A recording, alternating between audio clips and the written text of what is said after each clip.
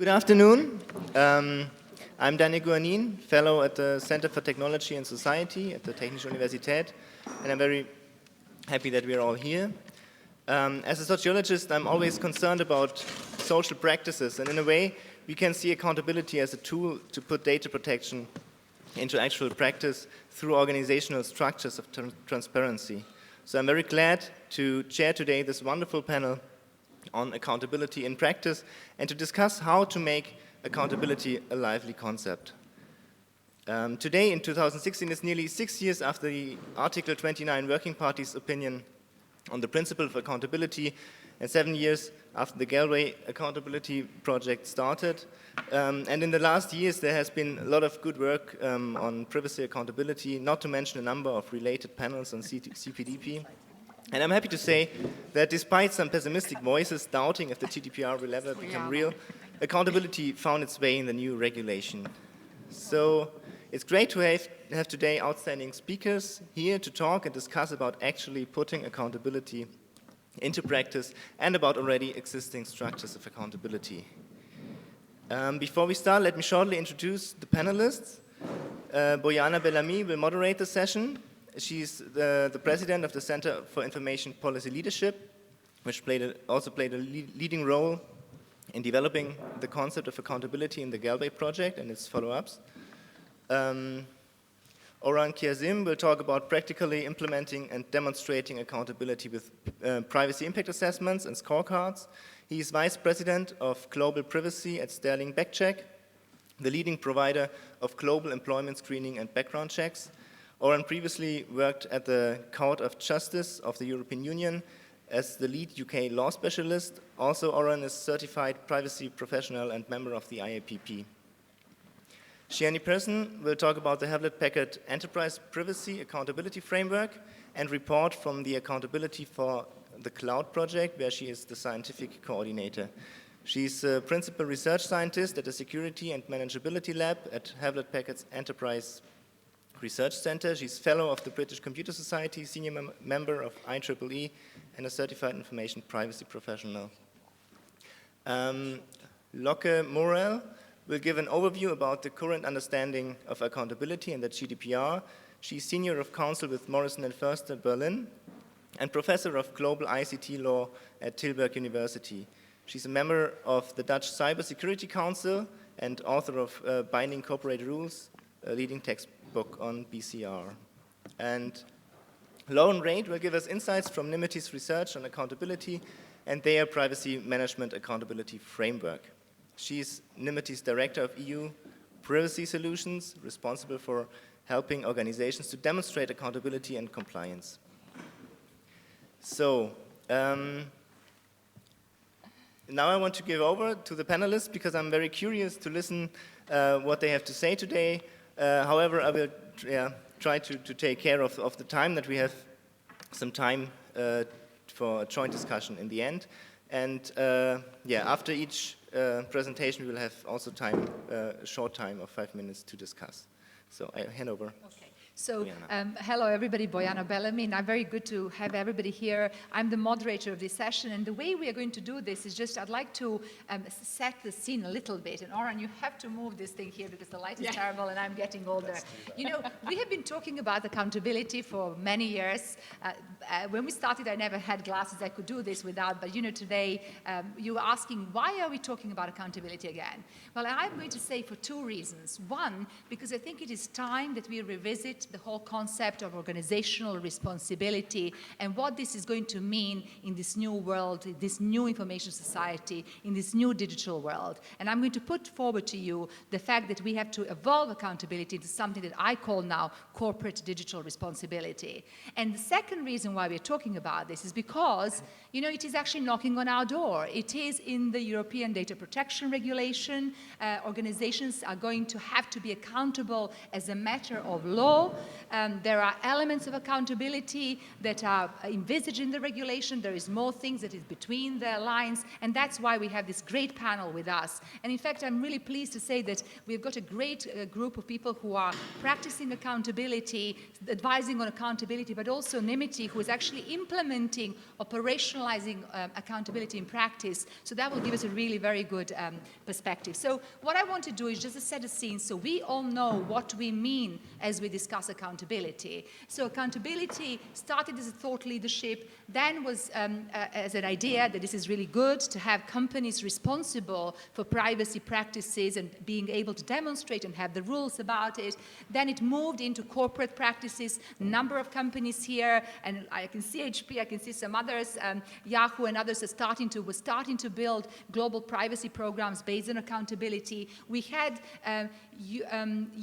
data protection regulators accepting accountability as a matter of enforcement consequence. So FTC, UK Information Commissioner said, well, you know, as a matter of enforcement, you're going to have privacy program and have all of these elements. And then this whole idea found its way in laws in Colombia, in Mexico. It found its ways in regulatory guidance from Hong Kong, Australia, Canada, where some of the elements of corporate privacy program and what constitutes accountability have been panned out. And of course now we have this expectation that every company is going to have privacy program. They will have privacy officer, C-suite oversight, and you know, many companies do that. And I can certainly tell you, I work with all the companies that do that, but we know that there are many who don't as well. So wake-up call for those who don't.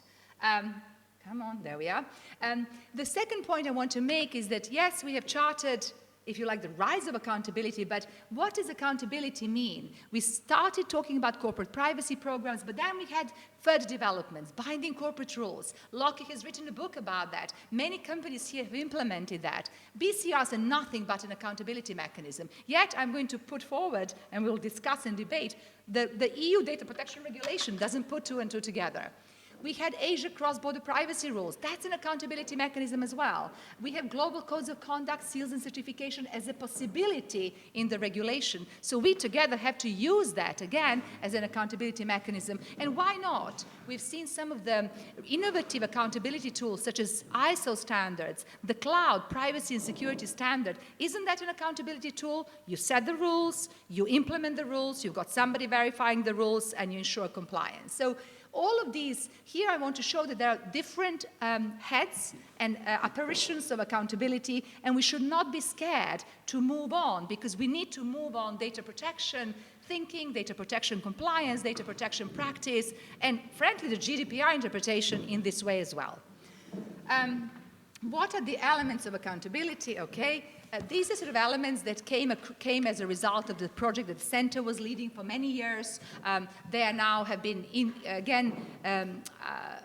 well, certainly proven by Nymity, because Nymity kind of works on basis of these elements as well. But then also Canadian, Hong Kong, and other commissioners have said these are the elements of privacy compliance program. And what I'm trying to say here, and I will be asking Lokke to comment, is this what the GDPR has in mind, or is there something else that we're missing here? Do we need to change or not? But what I'm going to put forward to you is that this is an essential element of this new information society and digital economy. There's not going to be ability to use data, there's not going to be trust of people, there's not going to be empowered individuals unless companies are able to step up and deliver this corporate digital responsibility that looks like this. I think that really is important. And finally, for those of you who have been following Privacy Bridge, I'm not going to drain this at all, but there is a great potential for accountability to actually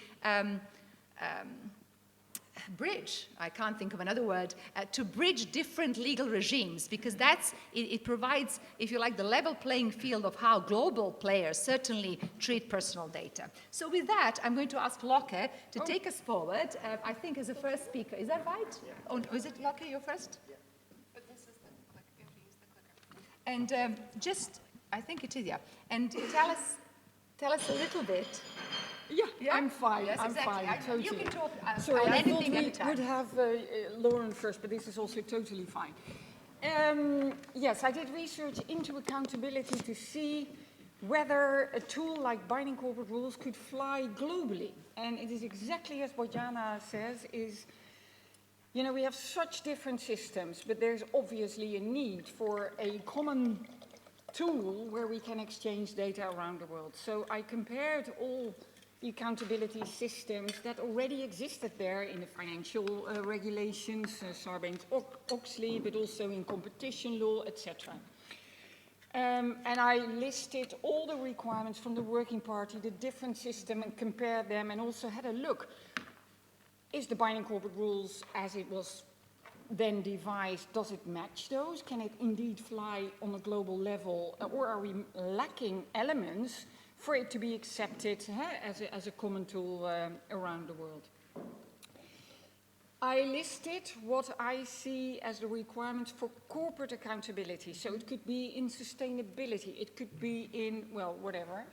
And I'm not going to go through them because you will recognize, if you would map them with it's all the same. But the last two requirements I would like you to, I can't see it either, so the one but last says external disclosure requirements. And if you want to have accountability, accountability is being accountable to someone. If it's all internal, you're not really accountable. So you need to be accountable to the public. And if you do not, you know, embrace that concept, you will never get a true accountability system. The funny thing is that that requirement was in the GDPR at a certain stage, that the companies would have to report in their annual reports, like on sustainability, you know, how their performance was. It is out again, so this element is not in the GDPR. Another element for it to work and to give incentives to companies is that the sanctioning should be risk-based. Well, at a certain moment, I think you will remember that even the GDPR had something like that the DPAs had to impose a certain penalty. There wasn't even a possibility to match it to the level of severity, or whether it's you know, a repetitive violation, or whether there was a good compliance program in place, but it was bad luck because there was a hacker. That, I think, has been very much improved. It's fully risk-based now, the whole sanctioning system, taking into actually a whole list of things to be taken into account. So that part has been addressed. I think on the next slide, this is on the fines, so not so interesting. Because that is covered. The funny thing is, in the legitimate interest opinion, the working party, you can have a bit of a visionary attitude. If you have a look, it actually says that they say, look, the Article 7F, which is the legitimate interest ground, embodies the accountability principle. Interesting, because the accountability principle wasn't in the directive, is now adopted, and you know, their attitude towards it is like it was already always part, because how can you be compliant in the end if you don't have an audit plan, if you don't have training, if you don't have, etc. Their point here is, which I find interesting, is that they say, look, you need to document your compliance and your balancing of interest, etc., and the impact on the individuals and the decisions you took. And you have to be detailed and transparent about it, so all stakeholders can check it. I don't find that back in the GDPR, but I tell you that this is where we are going and how the working party will interpret, you know, existing rules and mechanisms towards compliance. They go even further. That it should be, it should allow public scrutiny. Where I see a publicity requirement in the GDPR as well is in the PIA requirements, the data protection impact assessment requirements, which basically is, you know, you have to make an inventory of your processing, the types of data, the exposure. It is making your balancing interest and documenting your decisions, and if the outcome is that there's a high impact on individuals, you have to consult the data protection authority about it. The most interesting element there is that you should also consider consulting stakeholders. It doesn't say that you have to consult, But it is, you know, if it's in the employment context in Europe, you always consult your stakeholders because that's the Works Council and you need their approval if you implement certain data processing activities. The question is, so the question is, when does it have relevance if you go, is it when you process consumer data on a large scale? How do you do that? Consult stakeholders. Is it the consumer associations, privacy activist associations? But that publicity or public element of it, I fully agree to that. And binding corporate rules, if to be valid, need to be published as well. So the only thing I want to add is I really researched the binding corporate rules system and tried to add to it so it would be a full-blown accountability program. If I look at your work in the center, I think that is an excellent translation of what the elements of accountability are to be implemented I advise clients to have a look at that because it is in a language that is understandable by companies far more than the language in the GDPR or the language in the working party documents. And if you follow the lead there, you cover all elements. One more last to finalize, and then if you have questions about the GDPR, I'm happy to answer that. In one of the versions of the GDPR, they said accountability is that you have to implement the measures, the program to ensure that you have to document that so you can prove it to the authorities. Basically, that is it. And then they listed a whole list of loose elements that indeed aspects of which could be part of a compliance accountability program. But it wasn't comprehensive and it was totally unclear why elements were in and other elements were out, while they were listed like the requirement in article such and so to document your systems. But other things weren't there. I think even the requirement for privacy by default, which is accountability, you know, par excellence, what wasn't in there. So I think they did a good job in the end, just took out all the things and said, look, you need to have a comprehensive. So in my opinion, I agree with Bojana. The working party elements are still relevant. Are they intuitive? No, not always. Look at the tools of Nymity are based on the accountability principles used in the US, you know, also by accountants. They did a good job. I did a research project with them to make sure that also all the BCR elements are in that. It is an excellent tool to track your progress. So there are already a lot of things here happening that are very good work. And in my opinion, that matches. I wouldn't see any reason why that should suddenly change under the GDPR. So let me ask. Does that help? Yeah? Very helpful. Let me ask a couple of clarifications, but you should also think about various questions. We'll take a couple of questions, but also have later on with the panel. So Lokke, one of the things that Article 29 has, and in fact you have heard Florence Reynal from CNIL saying, is that they are going to be looking into producing some further guidelines. And I think there was some talk about, well, we need to understand what accountability under the GDPR is going to be. Look now what the elements are. So I'm hearing you are saying, well, actually we have got, that's what I'm saying, but I think we're agreeing. We already have got that. We just have to pull it together from various places. Or do you think that there's that Article 29 might come with some other things in there? Well, I think it would be great, as they already indicated in their opinion on accountability, that the BCR program is accountability, you know, par excellence. But obviously that is meant for big companies transferring data around the world. We have a lot of small, medium companies who have no clue how to implement this, while all the rules are, you know, more or less equal for them.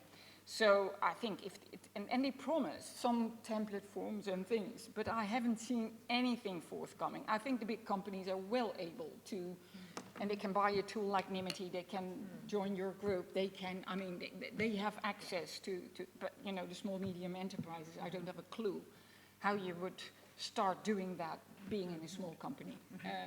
And there, I think there's not enough. They have no clue how far to go, where to stop. And so my call upon the working party, or is or the commission is to start projects, starting to make templates, light versions of what they require. Mm-hmm. And what would be an example of an external transparency? I think you have made that point that accountability requires some form of external disclosure. And we've seen that in BCRs, the privacy impact assessments will have to be externally disclosed potentially. But so would that be an annual report of the board? Would it be some kind of, I think a report to the board is necessary. I mean, it's part of the BCR program, but that is not enough. I think they need to report, like on the sustainability, on their data protection compliance, how many requests from law enforcement they get, whether they, like they have to report in the US now on cybersecurity incidents, etc. I think it should be a comprehensive thing to report, because I think as Brandeis said it, sunlight is the best of disinfectants. And if you are, like Gardner said, if you have to report, you do a better job. So that is one, but I also, think it would be good if companies, rather than the endless privacy policies, would make a charter with the 10 promises saying, look, we won't sell data, we don't do this. There's only, if I look at it, in the end, it's about 8 things individuals really care about. And you can make a statement on that, what you do there, and be one of the good guys or not, or try to hide it in page 30 of your terms. And I think the GDPR aims at trying to improve that by stating that, but we'll see how that pans out. And I think this probably will be an area where lots of discussion will be held, because you could see, and Oran, I'm going to ask you how you are going to be feeling about having to disclose certainly the full of the program, or the details of the program, how much, how far, how deep. Lauren, you guys have done a great job in operationalizing at Nymity, operationalizing accountability, developing a number of tools. Many of them are free as well, available to be used by everybody.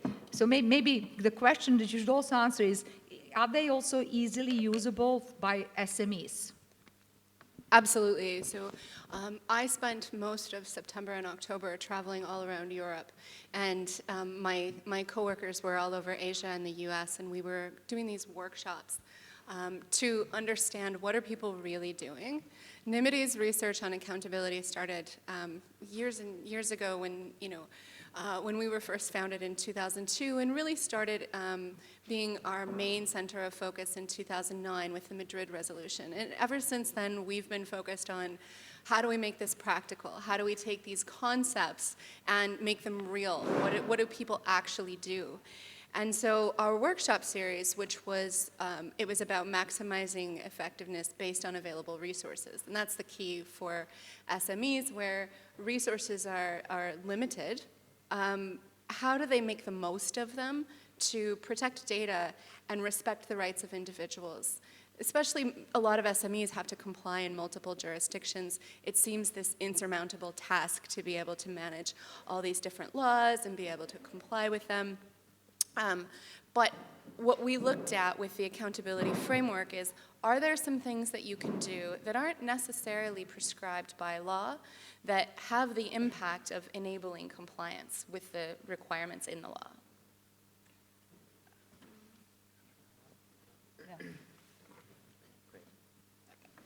So some of you might be familiar with the Privacy Management Accountability Framework.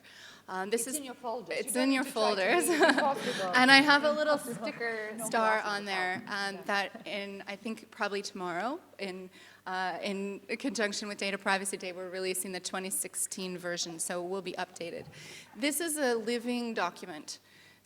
It's been around since I think 2012, and it's based on reality. It's based on workshopping with privacy officers in all jurisdictions and all industries and different sizes of organizations, coming up with a list of what are all the things that you do. And so, which is why it updates all the time. The landscape changes, business changes, people innovate, and so organizations are using this framework, think of it as a menu. We don't believe that there's any such thing as a checklist for all the things that you need to do these things, and then therefore you're accountable, because there is judgment, there is an application of risk and decision-making necessary. And so this list of about 140 different activities is meant to help people understand what they can do, enable them to do it, and then, importantly, enable them to demonstrate accountability. I won't repeat what some of the elements are. We know that they've evolved over time, but there's starting to become some consistency in the expectations. We talked about some of them around transparency and notice, and some of the things that a lot of organizations had in place, but weren't necessarily prescribed by law. We're starting to see them now prescribed by law, such as in the GDPR, this requirement to have an individual accountable and to monitor and report and update these mechanisms. Responsible organizations all over the world have been doing these things for years and years, actually, and that's what we found in this our little roadshow where we went to all these different countries. We found that even in the absence of privacy legislation, companies are processing data responsibly. And so that helped form our understanding and thoughts on what does it mean, what is the relationship between accountability and compliance. So what we saw is that compliance isn't necessarily the driver. Compliance is about outcomes. I mentioned before, data gets protected from unauthorized use, and the rights of individuals are respected. Compliance outcomes might be something like, if you look at the US, there's a patchwork of different breach notification laws. And if you notified the right people, if you put the right content in the notice, then you're therefore compliant with that law or regulation. When we think about accountability as an enabler to compliance, we think about all the things that have to happen to make that possible. And you can't really comply with a breach notification requirement unless you had one, right? So accountability is all about the preparation for that, having a plan in place, practicing the plan, building that infrastructure that's going to enable compliance. And then I'll just close with sort of that relationship again. The accountability enables compliance. And go back to the point about small and medium enterprises. How does an organization that maybe has limited resources comply in the hundreds of jurisdictions that they now have to? It's about building your program based on a set of activities, categories, and processes, structuring your privacy management, and then looking at how that enables compliance with various laws and regulations, because it turns out there's a lot of common elements, and all they need to do is get started. They just have to start putting those building blocks in place, building that infrastructure. And if you're designing your program with those goals in mind, those goals of being responsible, then compliance naturally follows after that. So Lauren, in Amsterdam, when we were discussing accountability, as you know, accountability is actually one of the recommended privacy bridges where we are able to bridge differences between different legal regimes. And one of the points, we hosted a fringe workshop, and one of the points discussed at that workshop was that organizations, and I'm talking about global organizations that operate in many countries, they implement one privacy program that actually has got elements of multiple legal requirements, but has got the infrastructure exactly like my wheel showed and Lokke talked and Lauren demonstrated in detail. As long as you've got the infrastructure, you've got the rules. Does the Nymity experience working with many companies, does it show that this is also the case? Absolutely. I mean, I've worked with some organizations that have the resources available to them to rationalize all of their requirements, to sit down with every single law and say, what does this require me to do and how does it relate to this law? And they map the common elements and identify the outliers. And so I get to work with larger organizations or highly resourced ones that have the ability to do that. But often I'm not. Often someone's saying, we get this call all the time. I just got appointed to be a privacy officer yesterday, and I don't really know what I'm supposed to do first. And so we say, okay, we'll break it down by these 13 categories. Have individuals in place that are responsible. Know what data you have. Document policies and procedures, all of those common elements. And then they get them in place. They design them from a place of wanting to be responsible. And then when they get to the point of measuring compliance, taking that evidence of accountability and mapping it to compliance, in my experience, they're often pleased, they're happy, they're kind of sometimes surprised to find just how far that goes toward complying with the letter of the law as well. Right, exactly. And I think that's a really important point. I know there's some very sophisticated companies in this room, and I'd like them to also kind of talk about that or make comments later on. It is important to know that normally you build your program bottom up, you devise your rules and requirements, and then you say, well, actually, this program puts me in compliance with all the countries where I am. It now allows me to do binding corporate rules. It allows me to do Asia-Pacific cross-border privacy rules. It maybe does even safe harbor, right, if I want to be safe harbor certified, if there is a safe harbor. So that's kind of how normally organically things work. And I think it's a really interesting way of how the law gets created into practice, and then practice is going to push the level of playing field kind of even higher. And companies apply this even in countries where they don't necessarily have rules, right? Definitely. So organizations that are anticipating rules in the future, I mean, especially when we're working with US-based companies that are operating in Europe, they're looking at one standard that they can apply across the globe. It's often easier to comply in a place where you don't have to than it is to not comply, to figure out what your requirements are. So many organizations are just trying to raise the entire company or organization to that level and apply it across the board, because it's a lot simpler to do that extra work than it is to find out where you don't have to do the extra work. Maybe a practical tip. Take the Mic. mic. I hate the mic. A practical tip, what we've seen is that companies who tried to split it up and try to teach or train people in different systems, that compliance is non-compliance is a given. It doesn't work. It's very difficult to track the data through the databases and try to divide it up. So you're right. I do not know many companies that actually, even if their policies give a higher level to Europeans, basically what they do is roll out their program, and it's more legal defense than that they don't have the same standards around the globe. Okay. Oran, how do you do it? Tell us a little bit about your compliance program. And I think you've got some pretty sensitive data as well. I do, yeah. So just to give you some background into the context of how SterlingBackcheck deals with its program, we are very recently, as a result of a merger, one of the largest global background screening company for both pre and post-employment. So we were established in 1975.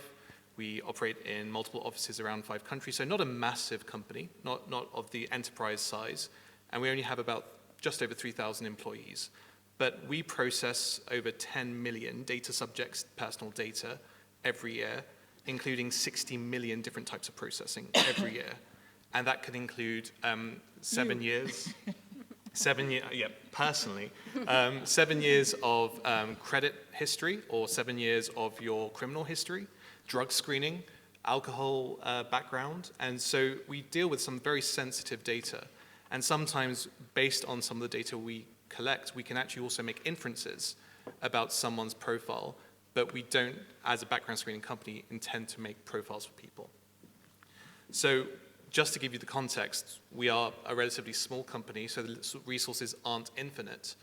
But at the same time, we have a massive responsibility in processing and ensuring that our program is up to par for our clients, who, for the most part, do have very, very large enterprises. So just to reiterate what Lauren said, for us, compliance is the outcome. We did begin looking at a rationalization approach of saying, okay, this is how we need to do things in different countries. But we quickly came to realize that that approach is fatally flawed. The reason being is that we don't have enough resources to maintain separate compliance regimes in different countries. So we needed to bridge our approach through an accountability framework. And it just so happens that Nymity has developed a wonderful accountability framework, which now allowed us to determine which part of the company is responsible for different types of processing, determine who in that department perhaps is the owner of that compliance part, and then we started collecting evidence. So we have those 3 key goals in terms of being able to practically show how we can be accountable. And we are a service provider at the end of the day, so we're not only accountable to our regulators, but we're also accountable to our clients. And a data processor needs to show accountability, otherwise we won't win business. And we need to be able to, in terms of Article 26 of the GDPR, which discusses data processors, somehow through technical and organizational measures, using that fun language, we have to have appropriate safeguards that will enable the control to meet all its requirements under the regulation, so accountability being one of those. So we are a subset of our clients' accountability, so we need to be able to demonstrate that too. So how do we do that from a structural point of view, first of all? So we have, just like many organizations may do, a hierarchy of different individuals, local privacy leaders, privacy analysts, as well as what we've developed, and many organizations have this in terms of a hybrid approach with privacy liaisons. Now, privacy liaisons are not privacy professionals. They happen to have a small role in being able to consult on and deal with subject-specific, department-specific, region-specific information about how that department or that team processes personal information. They also allow us to go into that department and just speak to one person who can amass all the information for us and discuss how that department is compliant, and we can collect the information from them. Likewise, they're also an ambassador in that department or that region or that team to discuss how they can improve privacy controls. And ultimately, all of these privacy liaisons report up to an executive committee member or member of the board. And so therefore, that committee member has ultimate accountability for how his or her department processes information. So that's from a structural point of view. Now, in terms of the assigning responsibility, which we determine, and as determining who is the owner, we then need to collect evidence as any team would. And to do this, we do use Nymity Attester, which is one of the tools that Nymity provides, and it streamlines the process incredibly and enables us to quantify our compliance to an extent. And that quantification is very, very useful when you need to kind of go to your executive committee and show them how are we compliant, where do we need to show compliance, but not only to our executive committee, to our clients as well, and to our regulators. So it's probably very small to see on the screen there, but what we've done is that we're developing questions that we then pose to our privacy liaisons, and they're yes-no questions, and those questions are then responded to in a timely fashion, and they provide evidence of that compliance. So that enables us to track and monitor compliance over time, and specifically weight the risk associated with a particular department or team with regard to their type of processing.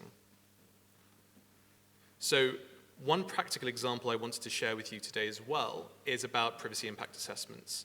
Now, this is taking a lot of what Lokke has already previously discussed concerning how do we ensure one particular process or one particular element of a program can ensure accountability or can show accountability within itself. So I'm using the example of privacy impact assessment. So we have a policy which stems from one of our core privacy principles in SterlingBackcheck, which is privacy by design. That's one of our 7 core privacy principles. We have a policy associated with that process. We have resources available on our intranet, and we have e-learning modules about privacy impact assessments. Not everyone in the company needs to take that module, but specific departments and specific roles do. It's an absolute requirement. And then we have 2 types of PIA, a small scale and a full scale. Small scale is usually with the project manager and the team because it represents a very small risk and so doesn't require extensive stakeholder engagement. But then we have a full scale PIA, which involves a project manager, which involves the privacy team, which involves internal stakeholders and sign off by an executive committee member. So those 2 processes represent how we identify a risk-based approach. But at the same time, like any company, we need to make sure we act quite speedily, because we need to provide a response for a full-scale PIA with full stakeholder engagement within 3 to 5 business days. So we can't hold up our business from doing what it needs to do, but we have to ensure that we can remain accountable nonetheless. So just to kind of outline that privacy impact assessment process in a sort of more linear fashion, I just want to quickly walk you through what that looks like to show how accountability fits in. So we have a project manager who completes what we call a business requirements document. They outline what their intended processing or project involves. And in that business requirements document, which is, again, privacy neutral, compliance neutral, we've included some privacy impact assessment screening questions. And if they answer yes to one of those questions, that puts a stop on the project until privacy signs off. So automatically, that process enables privacy to make sure that there is a degree of compliance with regard to the intended processing. Step 3, so that was steps 1 and 2. Step 3, the privacy team reviews that business requirements document, and we determine if it's a small-scale PIA that's required or a full-scale PIA. The questions and evidence are collected and submitted to the privacy team, and then we start the consultation process. We then offer preferred privacy solutions, understanding that, of course, the best solution may be not to process the information at all, which we sometimes have to say, but of course we work with the business unit to determine what works well in terms of a solution which is compliant, but at the same time business friendly, determining and mitigating risks as needed. We then ensure that's signed off on, and then we have an ex-ante review process at the time of implementation and post-implementation, ex-post review process after implementation as well, which enables us to review how that mitigation, that risk mitigation has occurred, and if it's effective and sufficient. So we may need to revise a process, and this can happen multiple times in a week, let alone how many other types of privacy compliance matters we have to deal with.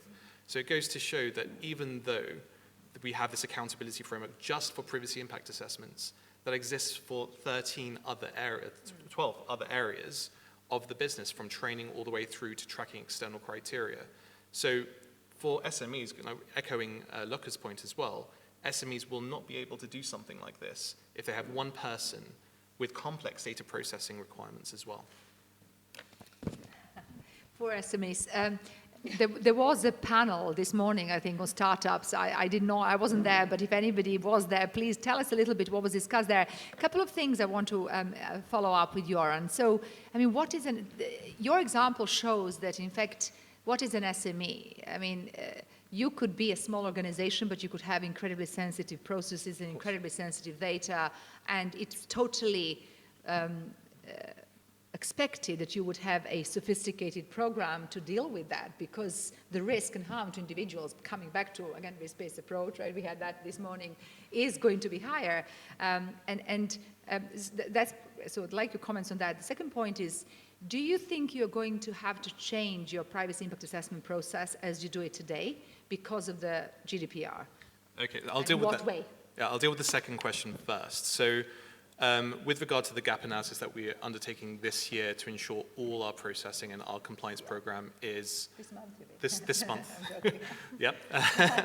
But again, Nymity has tools for that. So, but one of the things that we're doing is assessing, for example, our current policy, is it compliant with the GDPR?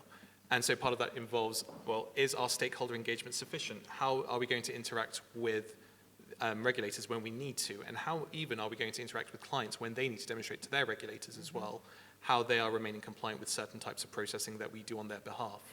So we need to expand our stakeholder engagement to potentially also include clients and our regulators, depending on the gravity and risk associated with a particular type of processing.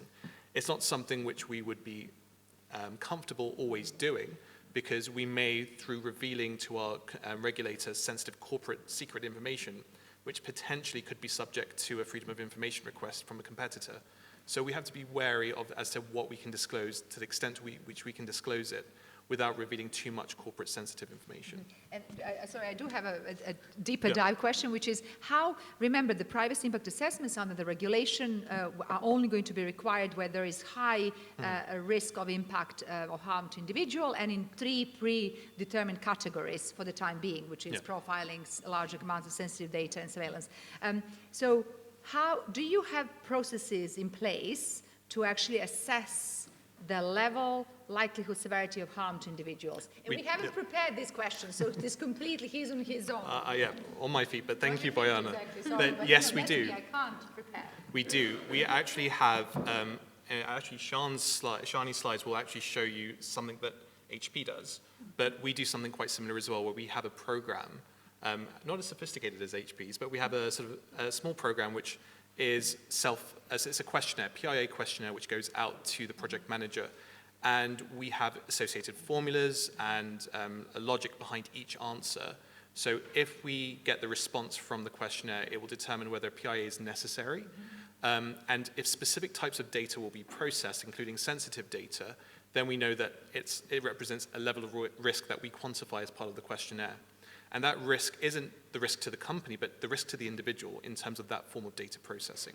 So as a background screening company, where our predominant obligation is to our client, we still ensure that this triangle of data processor, data controller, and data subject is respected, because ultimately the data controller is responsible. And if we mess up vis-a-vis the data subject, it will go back to the data controller and they will know. So it's a good business move to ensure that we take the point of view that the controller needs to take. Back to your first point, though, about a lack of resources or SMEs that need to handle this sort of process. It's very easy, especially if we think about the extraterritorial application of the GDPR to companies who may not have the resources, but who offer services or goods to Europeans, that they may not have, A, the knowledge, B, know how to approach the problem. But yes, definitely, I think this would be very problematic for SMEs in terms of knowing how to do anything and how to implement it. Fortunately, there are 2 years to be able to begin that process, but even for some SMEs who, and by SME in this context, I'm thinking about companies that maybe friends or family in London or elsewhere that they work in. They know about data protection because they've seen legislation about it, but they're unfamiliar with what that involves.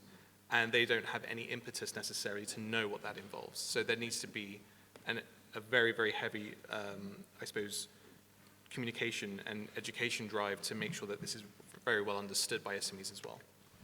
Okay, and let's then move on to our last panelist, last but not least, as they say, Siani from HP. Again, HP has been one of the global leaders in privacy in many ways, has been implementing privacy program, but I think you're focusing on a particularly interesting and kind of more narrow area of accountability in practice in respect of cloud and some other work that you do. So tell us about that. That's right. Yeah, actually, I'm going to talk about two things. Yes, I do work in the research labs, but I thought, first of all, I'd like to just give a different perspective, which is the perspective of the large enterprise and the sort of things that we do in terms of our accountability practice, and then talk a little bit about cloud at the end. So in case any of you are wondering about Hewlett-Packard Enterprise, I mean, last November, Hewlett-Packard split into 2 companies, and that's one of the 2 companies that was formed, and we're actually focused on enterprise technology, services, and solutions. And as a company, both before and after the split, I mean, we have really embraced accountability. We've had the strong executive support, and we've had a common and constant vision about what it is to achieve accountability for more than 6 years now. So we have actually rolled out, you can see on the slide some elements of our vision about what accountability is, and I would say furthermore, I mean, it is consistent with what we've heard from other people on the panel, but I'd like to just stress about how we really think about it's important to get that culture of accountability right throughout the company to all the employees, and how you're moving from just thinking about liabilities to, much more, a part of the accountability approach is to see about how can you, in your risk assessment and your decision making, encompass ethics and values-based elements to that. And as we said, the result can be that you then have this consistent standard that you're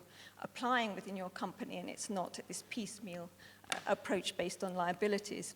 So I wanted to say a little bit with regard not to the framework itself, because this is consistent with what we've heard earlier, but what we're doing to meet this framework, because this framework that you see on the slide, I mean, it's appropriate to be met by different organizations in different ways to pick mechanisms that are appropriate to the context and the size and the sectors that they're working in. So just to give a few pointers to some of the things that we're doing at the top level in terms of the oversight and the responsible governance that we have in place. I mean, we have a number of structures that report to the board, and one of the important ones from the point of view of privacy management is our Privacy and Data Protection Board, which is involved in this very close communication with the different business and units and functions through which there might be privacy risks that are actually arising within the enterprise. And there's this process by which that board is actually overseeing and assessing, it's identifying the risks, it's assessing those, and it's working out how to mitigate it, it's sending off sub-teams to look into these things, it's directing audit in certain areas. And then in the second, and then we have the full commitment and it's ultimately reporting into the board.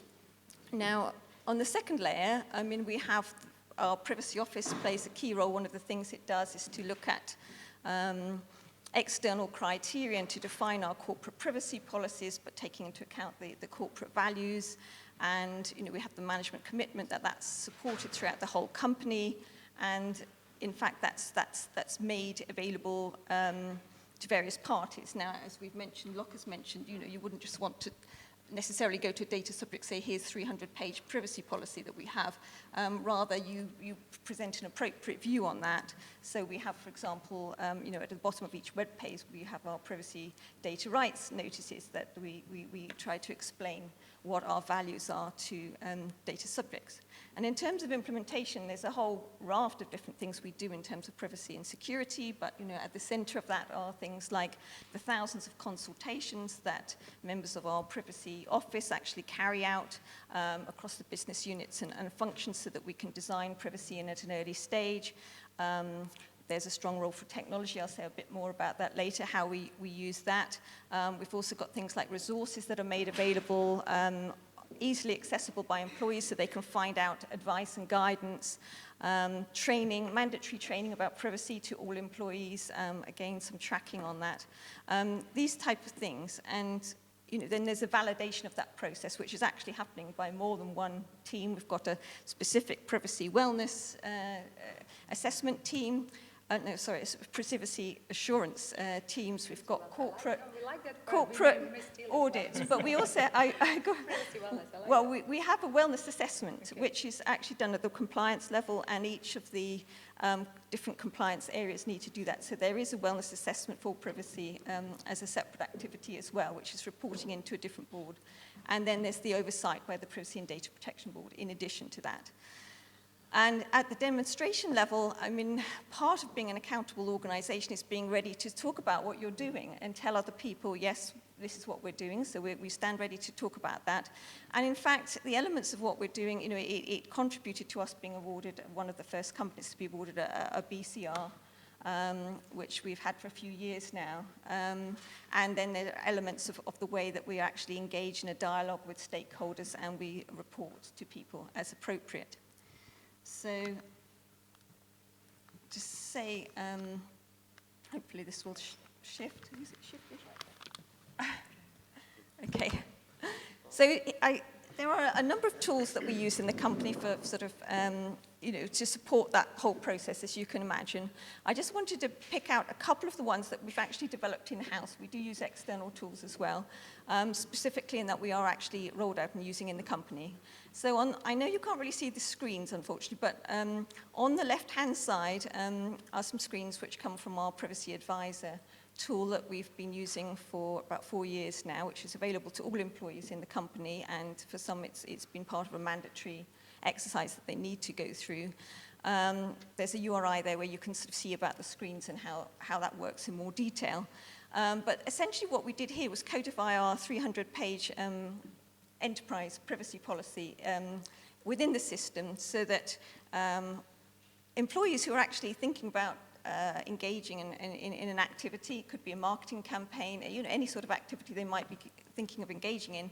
They can enter the tool. There's this dynamic questionnaire with some sort of cool technology behind that to try to make sure that only appropriate, it really targets the questions on the context.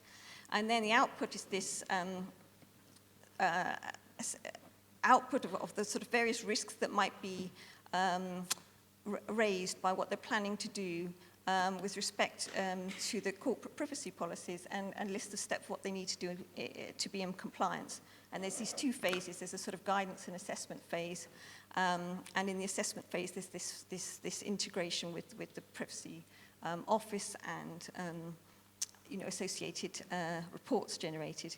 And we also have other tools, and the other tool mentioned here on the right-hand side is something that we use more specifically in HP software. It's part of our design for privacy for our product development, where it sort of goes in a lot more detail. I mean, you can think of the first system as sort of giving you privacy by policy type design, but that one goes right down to the software engineering level and starts looking at specific security mitigations and gives these reports back to the management level, so you can look at different products and what the different risks are and engage in that process. So that's a sort of semi-automated process on the right-hand side. On the left-hand side, it's sort of fully automated, apart from the interactions with the privacy office. So finally, I just wanted to say something about the cloud context. It's going right, okay. And this is an interesting context because so far what we've been hearing about is accountability in organizations. But in the cloud, you get into all these issues about, well, what about accountability across service provision chains? Because one of the problems with the cloud is that you can have this sort of ramification of failure, because if there's a data protection failure by someone down the service provision chain, that doesn't just affect that entity, it can affect other entities in the chain. So it's quite important that, you won't have accountability unless you have accountable organizations. So that's, a good building block, but there's more complexity going on here. And one of the things you need to do within an organization is to have this sort of service provider management program, which will allow you to assess the other providers that you're dealing with, and you might want to assess how accountable they are. And there are ways that, that's done in big companies right now with SIAM solutions and with, perhaps having lists of cloud providers that you've sort of vetted. But that's a very static approach. And the value of cloud is that there's this dynamism in the cloud, which brings a lot of the value, and you can have long and complex service provision chains. And as a result, you get these issues of things like transparency and control from the data, especially from the data controller point of view. You can't necessarily know what's happening in terms of sub-processes and their sub-processes and so on. And so you need to try to build accountability into the cloud as the solution. What are the elements of that? Things like composability and the interoperability of the solutions. You need automation. And the way we see forward, as a central part of the solutions is the use of the strong control frameworks with associated certifications. You also need other elements, such as, this clear allocation of the responsibilities of security and privacy responsibilities, within the service provision chains that are reflecting the regulatory and other requirements. But if you actually look at the control frameworks that we have right now, there are some gaps with regard to accountability. And, they're often you're not seeing very much in terms of things like the responsiveness, the way that you want to be responsive to stakeholders, not just reporting things to stakeholders, and the way that you might want to actually have more justification and information rather than just being given a certificate or some information in an account. And the way that you might want to take into account the meeting of social norms, broader than just legislation, let's say. So we've actually been looking at in our project, which you can see the links here, which give more detail. about, and the QR code will take you to our architecture, so you can see more detail about the various analysis that we've done in detail.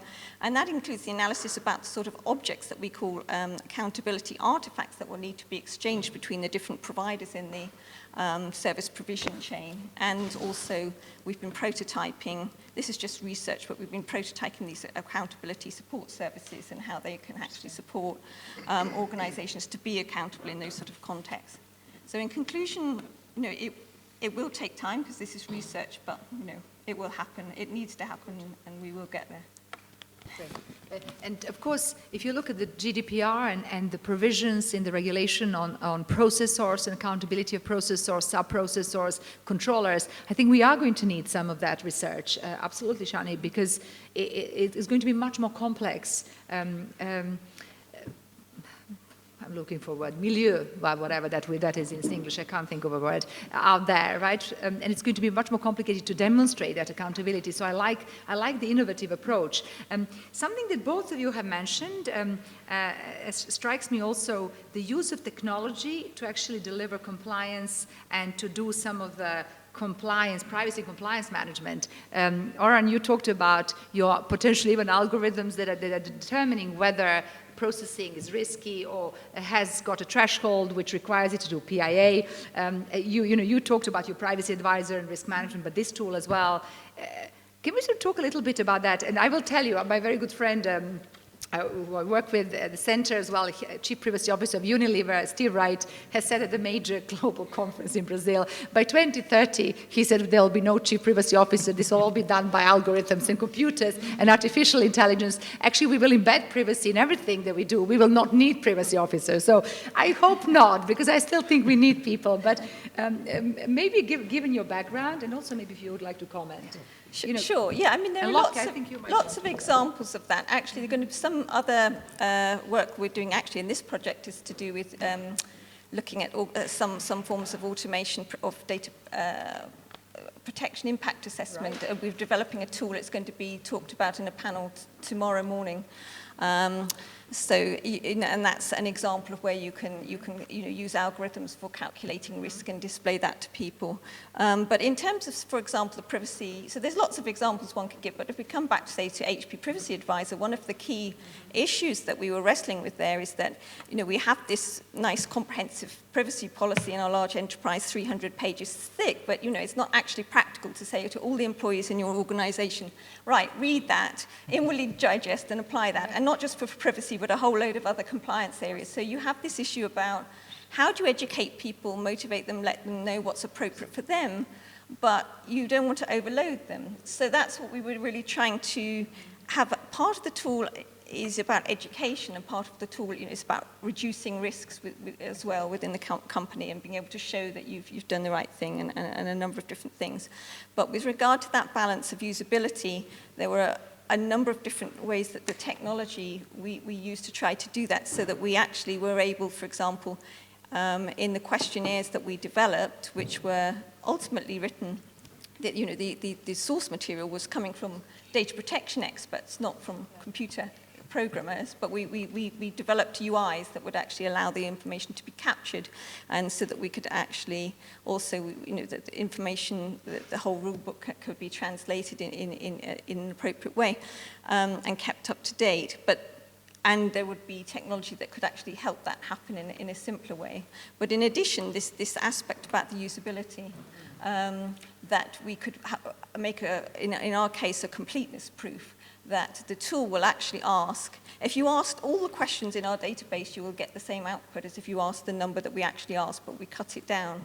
We could prove that we're actually not having to ask them all, in other words. Okay, well, let's bring this part of the panel to the close and then open to our great audience for Q&A, questions and comments. I hope you have seen that doing privacy in a company is really complex. Many organizations actually invest huge amounts of time and effort in this, and it's a great career for those of you who are still not wondering what to do after you finish your PhD. So there's a question there at the back. Just tell us who you are, please. Hi, I hope you can all hear me. My name is Lokke. I'm the Grant Leadership Rights, which is a project that basically puts technology companies to account on how they deal with privacy and freedom of Thank you. This is easier. One of the findings from our index, and our findings and our methodology are all publicly available on rankingdigitalrights.org, is that when we looked at companies, technology companies in particular, that were in the purview of our research, we noticed that in terms of how they hold themselves to account to the wider audience, that is to the general audience, to their users, they are not that transparent. Actually, they are very intransparent. So from our perception, it has been that companies, when they make themselves accountable, when they do communicate, they often communicate with regulators, but they don't generally communicate with the general audience. So I was just curious to get some more thoughts from Oran and from Siani, if you don't mind. Oran, you mentioned, for example, that you communicate also with your clients, but in terms of the data subjects and the general audience, such things as the privacy impact assessments and the process that you have in place to deal with such privacy issues, are these things that you make transparent, that you make accessible on your website so that everyone can basically read about those processes? Or is it something that would not really work for you? No, that's a very good question. So at SterlingBackcheck, we have our privacy notice that we provide to our clients as a sample document for the purposes of transparency. But we also field questions directly from data subjects. And that's obviously related to how their data is being processed, where it's going, and exactly what will be done with it, how the retention periods, everything. So, the basic legal requirements of a privacy notice are very, very general and don't provide much information beyond, identifying the data controller, sub-processors, etc., as well as, data transfers. But we go one step further. We talk about, and we've created actually data subject-facing materials discussing our security infrastructure, discussing how we protect data beyond that notice. We have several different systems in place, and we provide the data subject with that information depending on the system they're on. We will also field specific questions if either coming from the data subject directly or via the clients. So we do provide the information to them. As to whether we provide privacy impact assessments, I think that's a different matter. If they requested it, we'll need to determine the corporate sensitivity of what's discussed in the privacy impact assessment, but we will provide maybe an executive summary of that if that's requested, but to date it has never been requested. Lokke, you want to take, I think?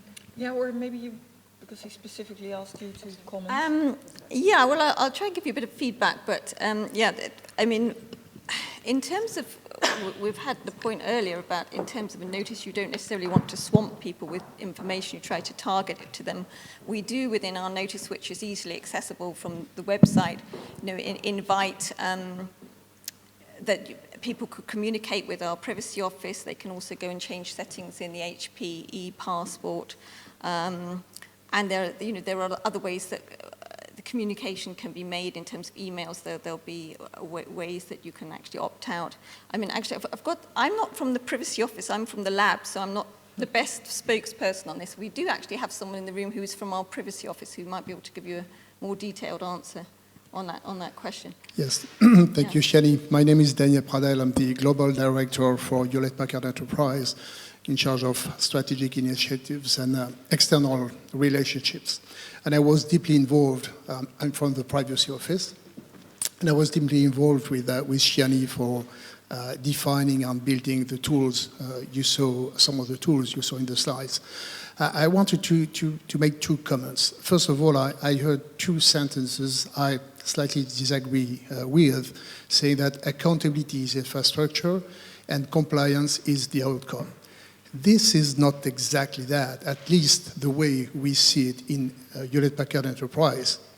In fact, it should start from a vision. And the vision for a company like us is to think that, first of all, privacy data protection is good for business and is already, and will become more and more a competitive advantage. And because of the speed of technology and the less speedy way regulation are built and implemented, we need to have a forward-looking vision. Then for achieving this vision, we need to have a strategy, which is accountability. And by accountability, we mean more than just being accountable. This is being accountable to the way we comply to the law, but also this is accountable about all the risks, harms, expectation we may create with new technologies or new practices, then we need not to focus on the regulation as they are today, but also, I may say, the spirit of the law instead of only the letter of the law. Then for having this accountability, we need an infrastructure supporting the accountability strategy, and this is what you saw in one of the slides, having the backbone with the processes, the validation, then demonstration, which is absolutely essential. And the final result, again, is more than compliance. This is indeed compliance to the law as it is today, but it is also trying to comply as much as possible to, I may say, what the law will become in order to cover all these new technologies and expectations. Thank you, Daniel. Lokke, I think you had a comment on this. Yes, to answer your question, I think if I look at the GDPR, they try to improve into respect the current information practices of companies. I mean, maybe to the letter they comply because they have lengthy policies, but there's clear language now trying to say maybe that's not good enough. And let's face it, the privacy directive, if you wanted to try to comply but still not inform people, a lot of companies did a good job. I'm with Daniel that I think, for in the future, under the GDPR, I think the bar will be raised. I see that also back in the PR requirements, the data protection impact requirements, because that's where they talk about sensitive data. If you think for a moment, there's legal basis for processing sensitive data, consent, I don't know, a contract, whatever. But even if you have that legal basis, you still have to do the DPIA. And that requires you to make, in fact, if I look at it, the balancing of interest test. What are your purposes? How much data do you really need for that? What is the impact on the individuals? What mitigation measures did you take? And one of the mitigation measures coming back in the working party documents and also in the GDPR are, how did you inform people, but also did you give them control over their data? And control is something else than a lengthy document. It is actually, here I go online, this is what HP processes about me. Hey, I don't want the emails anymore. Click to the left, no emails any longer. Yes, I want in this program, and or here to the left, so your own dashboard. And I think that is where we're heading. If you talk about the information requirements, surely but slowly. Okay. Lauren, did you want to make any comment on this? Another question. Any last question?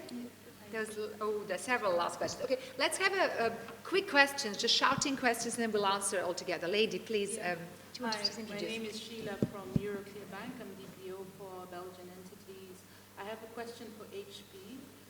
You've built some data privacy tools in-house. These are going to help you manage your GDPR regulatory requirements per se. My question is, behind those tools that you've built, you have some algorithms that help you ensure you have all the data protection requirements, but is there an audit review done, or do the regulators require an audit review to be sure and certain at 100% that the algorithm is compliant or fit for purpose with the regulation? And what about the obsolete risk? When you build a tool, especially when it's in-house, it's customized in-house, it's not a standardized tool, how sure are you that it is being updated on a continuous basis with the evolving regulatory requirements? How do you manage this risk? On the technical side, Siani will be more knowledgeable than me on how it was done. But basically, if we talk about the what we call HPPA, HP Privacy Advisor, this tool was built roughly like a sort of artificial intelligence. That is a knowledge base, some engine, and a set of questionnaire progressively enriched depending on the answer and so on. Then this is based on knowledge. We regularly evolve depending on the regulation, depending on the policies of the company. This tool has been demonstrated to the regulators, and it has been part of our BCR demonstration. I use demonstration on purpose because for us it has been really a demonstration to the regulator. In our case, it was the French CNIL, how we implemented, and we really showed the tool to the CNIL, how it works, what it provides in terms of reports and so on. Thanks. Do we have some? Can we go on with the round and then afterwards turn it to the panel? Thanks. So. There was a question yeah. there, I think. Lokke, no? Is there a lady? Hi, I'm Claudia Quella. I'm a PhD student at Tilburg University. And I've heard concerns that the impact assessment and risk management, more in general, often offers a bad translation of the legal requirements. So I was really wondering, like when you speak of risks, how do they capture the legal requirements, and especially the spirit of the law, if that's what's achieved? So perhaps you can shed some light on like how these decisions are made, and maybe what are the common risks that you perceive. Thank you. I'm quite happy to take that one. Okay. Another shot, or together, or no? Okay. I think this is. Okay. Thanks. Okay, we're wrapping up. Thank you. Thank But you. feel free to leave. Okay. And we'll stay here, have cocktails here. Come on. I think you make a very fair point, and I see a lot of tools, and they can be perfect to track your progress and, you know, detect thresholds and things like that. I'm getting maybe a bit older, but now I have been working on BCRs and accountability programs since 2002 in a serious manner. And actually, what I see that of all the elements in this framework, the one that really makes a difference is when you start training people. Because when you really train them, you change the culture, you change the ethics. They start questioning, oh, if that is not allowed, is this and this and this then allowed? And then suddenly your test that you devised, your PIA, starts to live because it's not just a simple requirement, but they understand why you ask and what is the relevance. Without training on how you have to do a PIA or how do you fill out the tool which contains the privacy impact assessment, you get the most bizarre outcomes. And that is my honest experience. So before you can use a tool like that, you know, the privacy office will train the people, etc. But training in all forms is, and that needs to be redone and more sophisticated, you know, going onwards. That is my answer to it, because it will never be replaced by tooling in the end, because those are, you know, in a lot of cases, ethical judgments, you know, who are we as a company and what do we feel comfortable with? Yeah, just a word, I fully agree with Lokke. The HPP has also this possibility to do a sort of quick check without formal reporting. That if this tool is also used in addition with formal training indeed, for the employee to check what's going on with a certain application or marketing campaigns, and just modify this after that and recheck and so on. This is part of the training.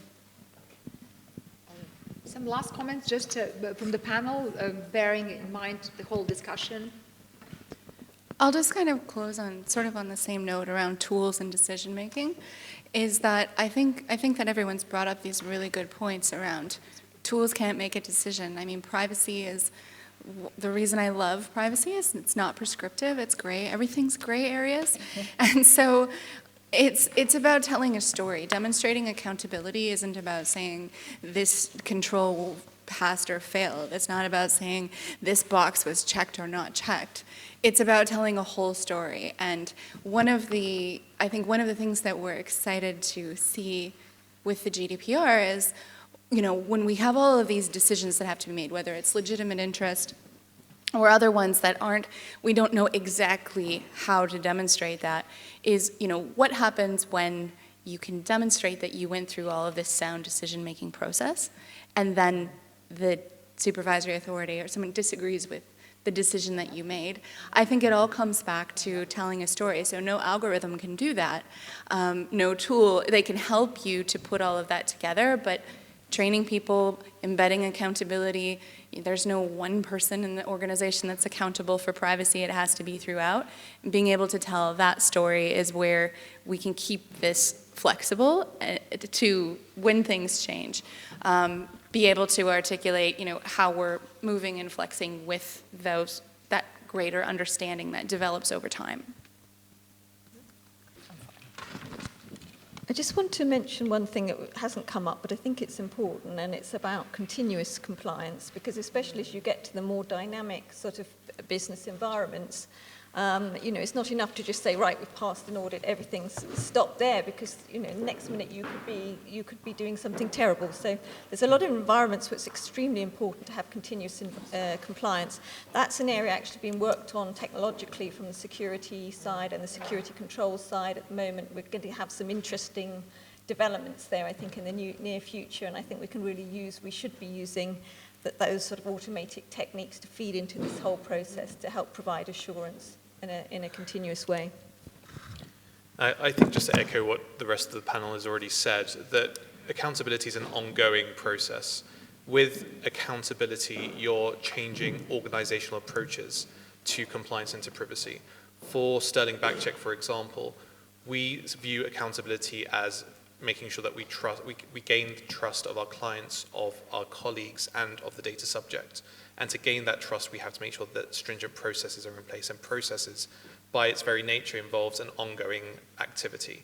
Whereas a compliance may be just a snapshot in time, as Siani was saying. We may be compliant one day, and then the next day we may have had a breach, and suddenly we're not compliant because we've identified a vulnerability. So it's all about the ongoing monitoring of ensuring that there's that organizational and strategic way of ensuring that privacy filters throughout the organization.